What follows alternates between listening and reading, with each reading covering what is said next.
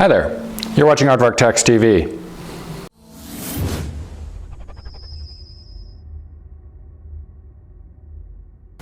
I'm Sean Kennefic. I'm an enrolled agent and customer service representative here at Aardvark Tax. This video is part of a continuing education course available on our website at www.aardvarktax.com. Today we're going to be talking about rental income and expenses and what forms you might use to do that. In fact, you can put it on three forms. The most obvious choice is Schedule E. That's where you put any passive income such as rental property. But if you are in the business of renting property, such as being a real estate agent or perhaps a property management company, then you're going to use different forms. Maybe Schedule C if you are a sole proprietor, or maybe the 1120 if you're a corporation. Thirdly, if you've chosen not to rent your property for profit, meaning that you're not renting it at fair market value, then you cannot use the Schedule E either. In fact, then you would put your gross income from the rental on your 1040, and you'd put your deductions on Schedule A. We're going to be talking about Schedule C and not-for-profit rentals in other videos, so today we're just going to concentrate on Schedule E. Each Schedule E form allows you to put up to 3 properties' income and expenses on it, and they're listed as A, B, and C. If you have more than 3 properties that you use for rental purposes, then you're going to use more than one Schedule E. Once you've listed the property, you'll also talk about the amount of time it was used for rental versus personal use. We're going to be talking about rental versus personal use in a different video, so for now we're just going to concentrate on full-time rentals. Next, we're going to talk about gross rental income. Now, that includes the month-to-month rent that you receive from your tenants, but it also includes some other things that you might not be thinking about. For instance, advanced rent is declarable as income in the year that it was received and not necessarily in the year to which it was applicable. So for instance, if you get 6 months of rent from your tenant in November, and you might think that you should apply that as 2 months to this year for November, December, and then 4 months for next year for the rest of the rent, well, that would not be correct. Instead, you will include all of that rent, all 6 months of it, in the year that it was received. Additionally, if your tenants pay for any expenses, and pay that in lieu of rent. So for instance, they have a repair on a sink and a plumber comes and fixes that sink and they pay that and then they don't give you rent for that money, you still have to declare that as income, even though you will declare the repair itself as an expense that will be subtracted from income as well. But you still need to put it in those 2 places and not just consider it non-rent. The third thing you need to consider when you're talking about rental income is that security deposits are typically not considered income or expenses unless part of them are forfeited by the tenant due to a failure to pay rent or in need of repairs that are made after the tenant leaves.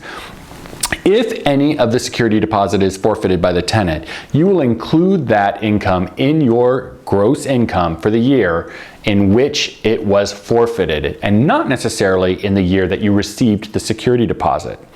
If you pay out the security deposit completely to the tenant, there is no need to include it in income or declare it as an expense.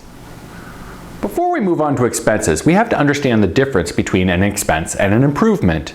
An expense is a routine cost associated with keeping your property in shape, while an improvement materially increases the value of the property. So an improvement is something like a remodel, or adding on a new room, putting a pool in the backyard, or replacing your roof. Now, some of these things might be either or. For instance, you can repair your roof, and that's an expense. But if you replace your roof, then that is an improvement. Improvements are treated differently than expenses. Expenses are listed on the Schedule E, and you can go ahead and take the full expense in the year that it was incurred. Improvements you must take over time, and they're depreciated, and that depreciation value is exchanged over to your Schedule E. So as we're going to continue on with expenses, keep in mind that these are all small routine costs. We're going to talk about rental depreciation in another video. Now that we understand the difference between an expense and an improvement, let's talk about the expenses as they're listed on Schedule E. I'm going to talk about them in order now. The first one is advertising. If you need to advertise in a newspaper in order to attract tenants, or perhaps you put out flyers in order to get tenants to come to your building, these are deductible expenses on the advertising line. The next line, auto and travel. If you use your car to travel to your rental property in order to collect rents, to effect repairs, or just to check on it periodically, that travel is deductible. You can either take it as an actual expense, meaning the gas you paid to get from here to there, or you can go ahead and take the standard business mileage rate, which typically tends to be a better deduction because it also includes things like the car's depreciation and wear and tear and maintenance included in that cost. The next line is cleaning and maintenance. If you hire cleaners to clean your apartments in between tenants, or if you have a gardener who comes and mows the lawn, these are all routine and ordinary maintenance costs required for your building, and they would go on the line cleaning and maintenance. Next would be commissions. Again, if you are paying someone to find tenants for your building, these are commissions that you can go ahead and deduct. Next would be insurance. You might have insurance for liability and for hazards like fires. These kinds of insurances are all deductible on the insurance line. Legal and professional fees. If you need to hire a lawyer in order to evict a tenant or to protect yourself from a tenant who is suing you, you can go ahead and take those fees and apply them on this line and deduct them. You can also use this area for things like accounting costs if you pay someone else to do the books for your rental property. Another thought is that you can apply the portion of your tax preparation fee that you charge clients for doing their Schedule E on this line as well. So as an example, if you charge a client $300 to do their tax return and 100 of those dollars were applicable to the Schedule E, then you can put $100 on the Schedule E where it's 100% deductible, and then put the other $200 on the Schedule A as usual, where it might not be a full deduction because of the client's adjusted gross income. That's just a tip for you. Next would be management fees. You can go, if you have a management company that does the cleaning and mowing of the lawn for you, you can go ahead and put those management fees on this line. Next would be mortgage interest. The same kind of interest you get to write off for your home, you get to write off for your rental properties. So feel free to take that as an interest.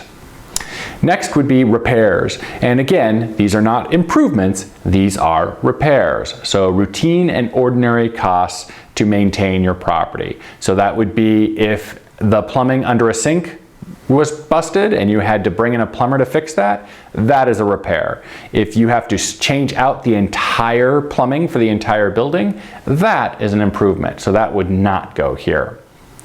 If you had a tenant who paid you for a repair in lieu of rent, then remember, you have to include that repair as both income and then again here as an expense.